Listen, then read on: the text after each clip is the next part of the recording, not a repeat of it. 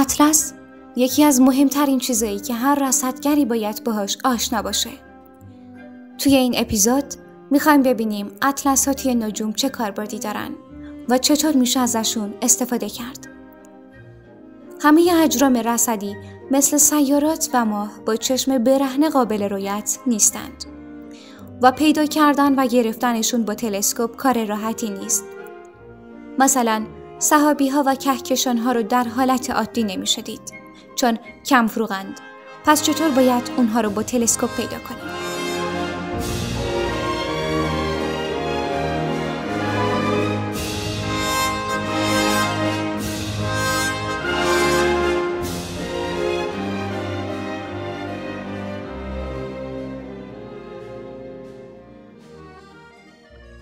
همونطور که ما توی پیدا کردن اماکن و خیابون‌ها روی زمین از نقشه‌ها استفاده می‌کنیم، توی پیدا کردن اجرام عمق آسمان هم مثل سحابی‌ها، کهکشان‌ها و خوشه‌های ستاره‌ای از اطلس‌های مخصوص آسمان شب استفاده می‌کنیم.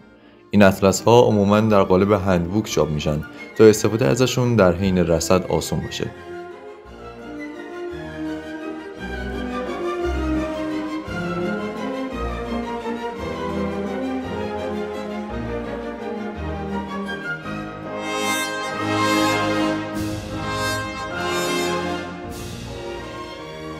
برای استفاده از اطلس‌ها و پیدا کردن اجرام عمق آسمان باید تا حد امکان صورت‌های فلکی را بشناسیم، چون معیار پیدا کردن اجرام صورت‌های فلکی هستند.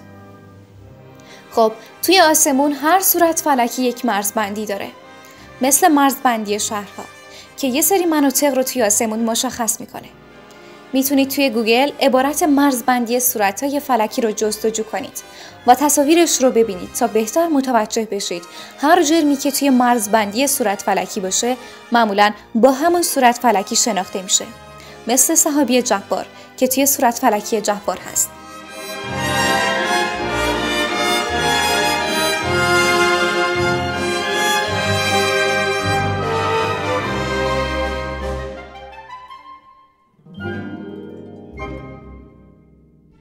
حالا کتاب‌های اطلس میان و برای شما نقشه‌های خیلی دقیقی از تمام 88 تا صورت فلکی آسمون ارائه میدن که مکان اجرام عمق کیهان رو توی اون صورت فلکی ها مشخص کردن.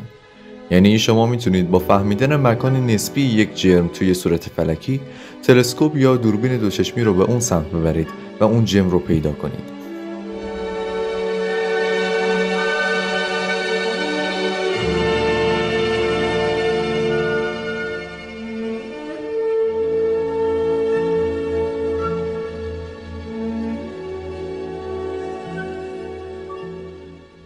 خب حالا شما تلسکوپتون رو بردید سمت مکان نسبی جرم و میخواید توی تلسکوپ ببینیدش. معمولاً بعد از این کار چون مکان نسبی بوده دقیقاً اون جرم توی تلسکوپ نخواهد بود. دو روش وجود داره تا شما بتونید جرم رو پیدا کنید. روش اول پرش ستاره‌ایه، یعنی شما با ستاره‌های نزدیک به جرم توی اطلس مثلث‌های فرضی می‌سازید و اون مثلث‌ها رو توی تلسکوپتون هم پیدا می‌کنید.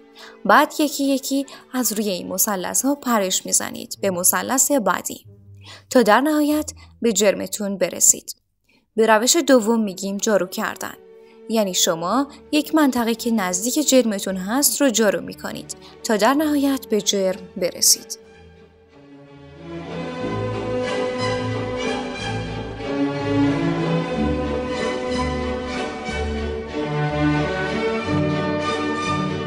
البته توی اطلس ها کلی اطلاعات دیگه راجع به اجرام و ستاره ها هست، مثل فاصله، دماغ، قدر ظاهری، قدر مطلق و خیلی چیزای دیگه.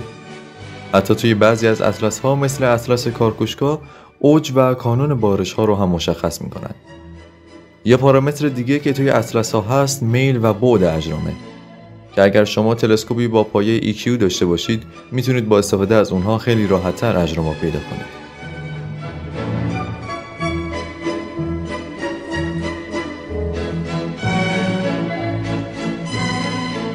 گوینده محمد رضا الهیارپور، آیناز حسینپور.